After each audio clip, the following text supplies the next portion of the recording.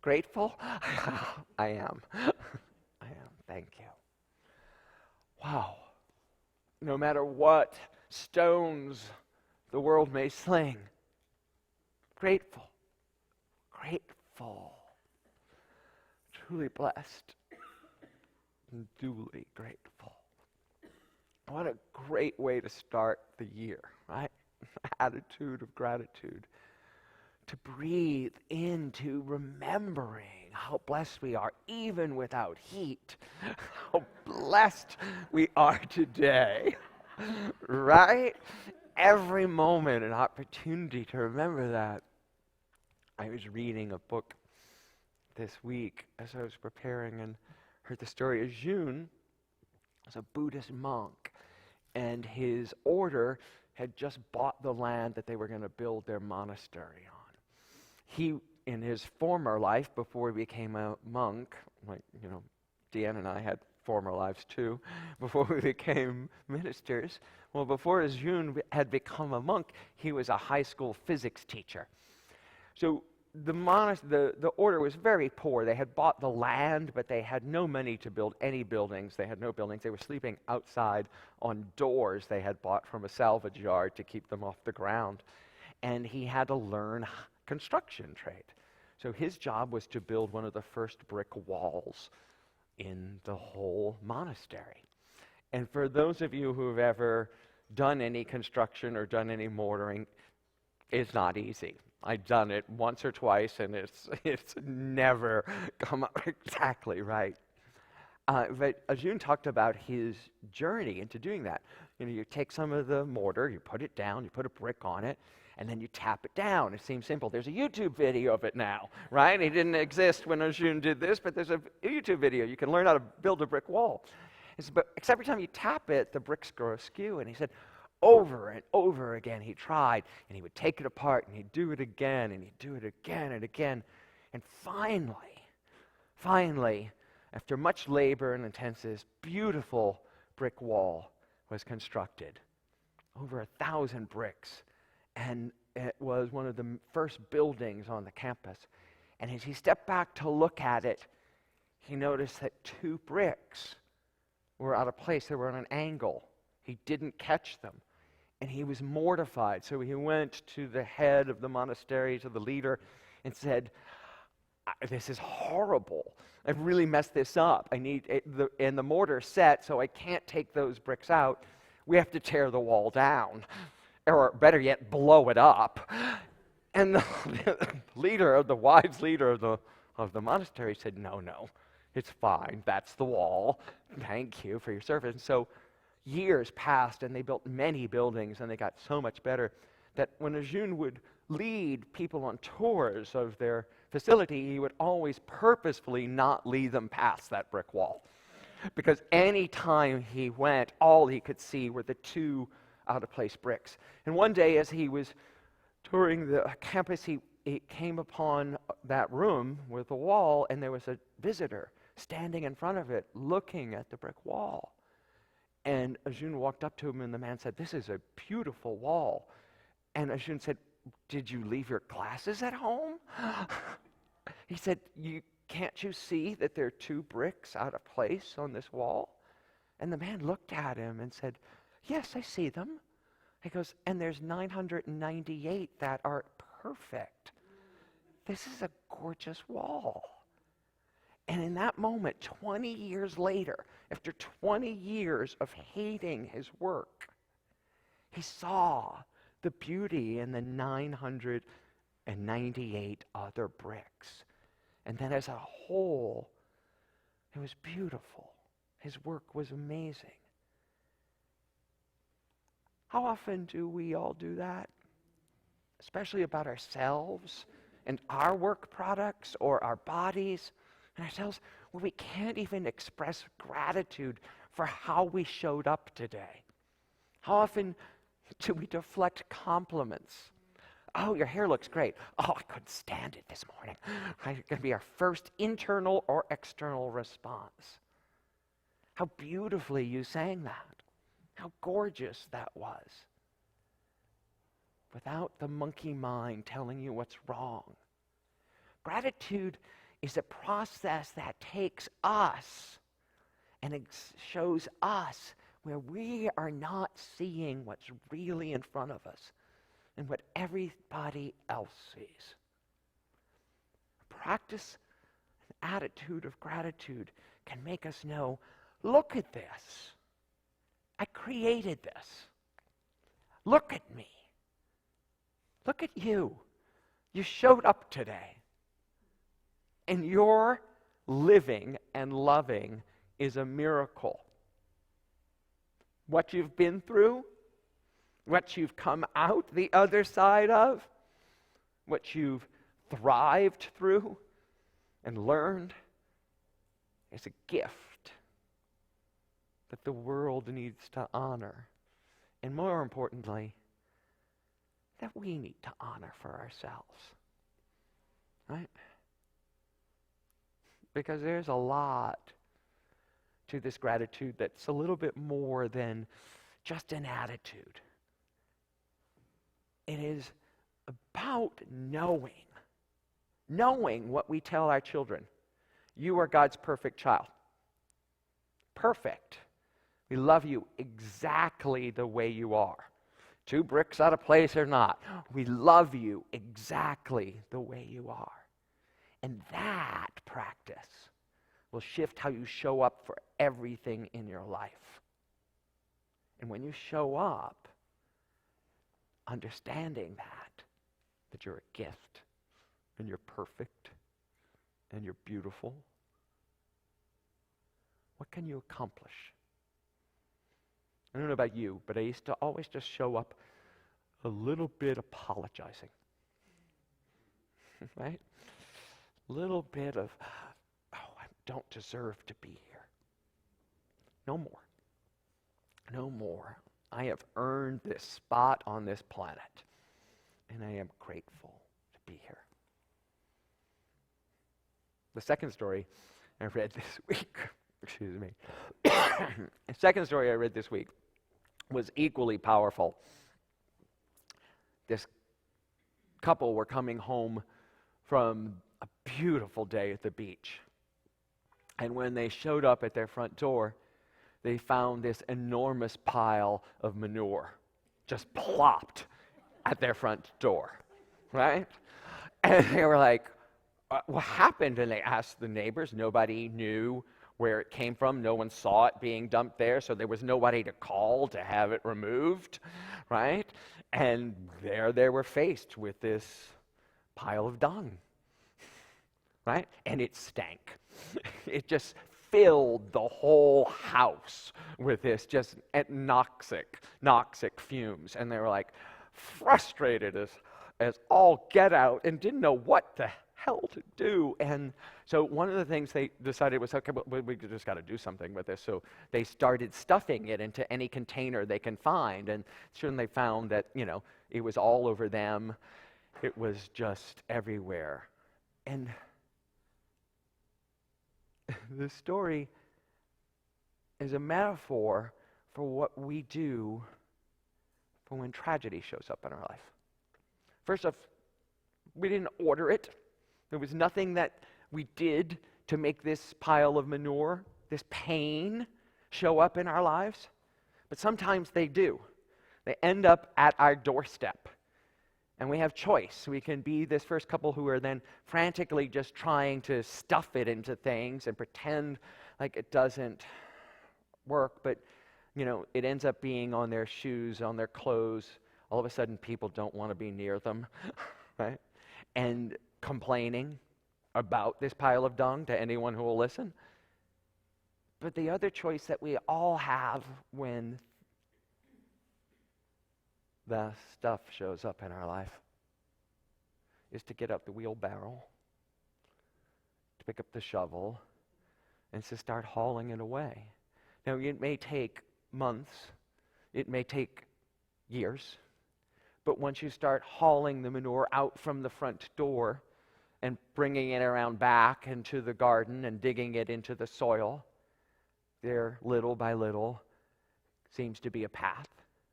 And little by little, day by day, we get through whatever this pile of manure is in our lives. And there comes a point where all of a sudden the front door is clear again.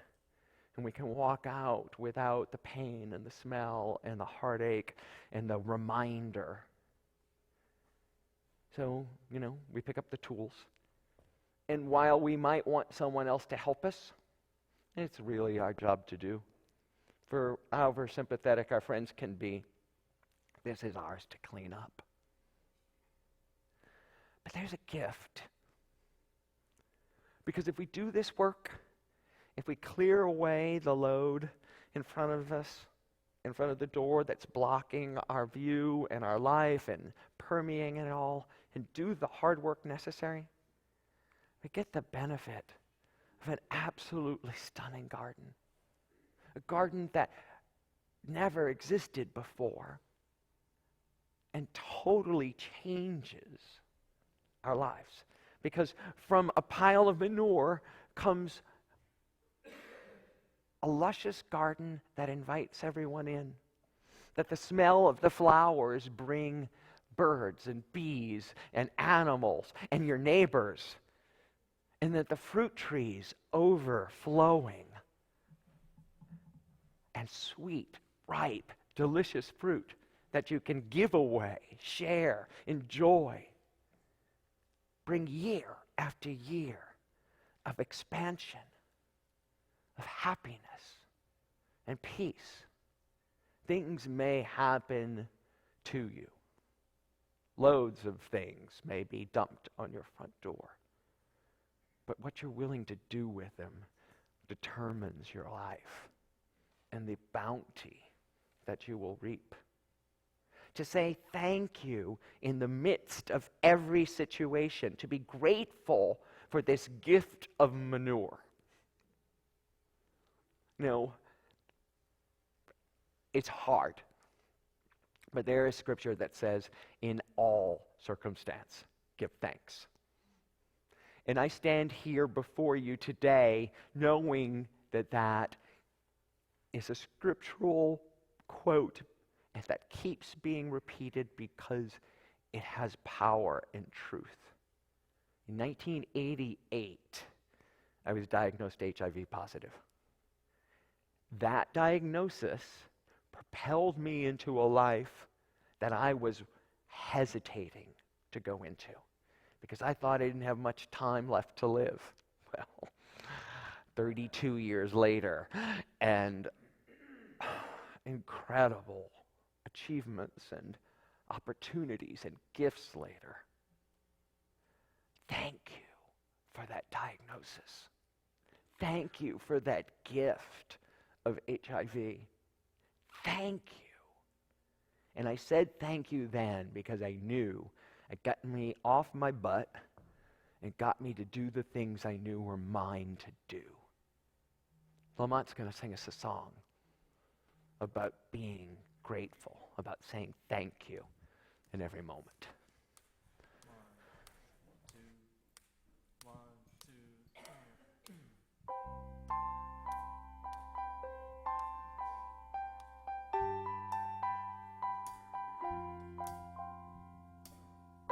How about getting off of the merry-go-round? How about stopping eating when I'm full of?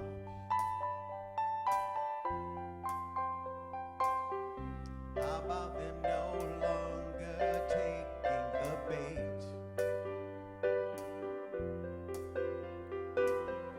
How about that ever-elusive kudo? Thank you, India. Thank you, terror. Thank you, disillusionment.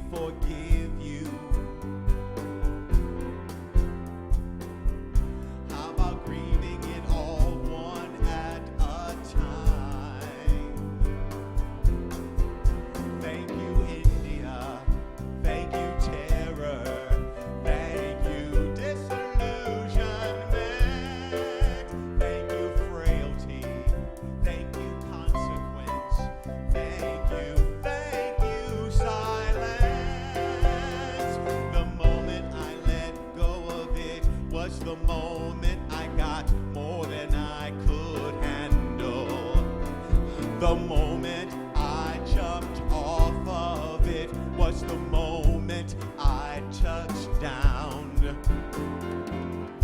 How about no longer being masochistic? How about remembering your divinity? How about unabashedly bawling your eyes out? How about not equating death with stopping? Thank you, India. Thank you, Providence. Thank you, disillusionment. Thank you, nothingness. Thank you, clarity. Thank you, silence. Yeah, yeah, yeah. Oh,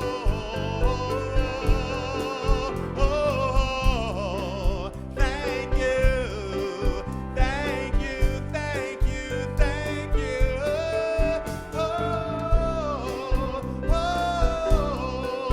Yeah, yeah, yeah, yeah, yeah, yeah. Thank you.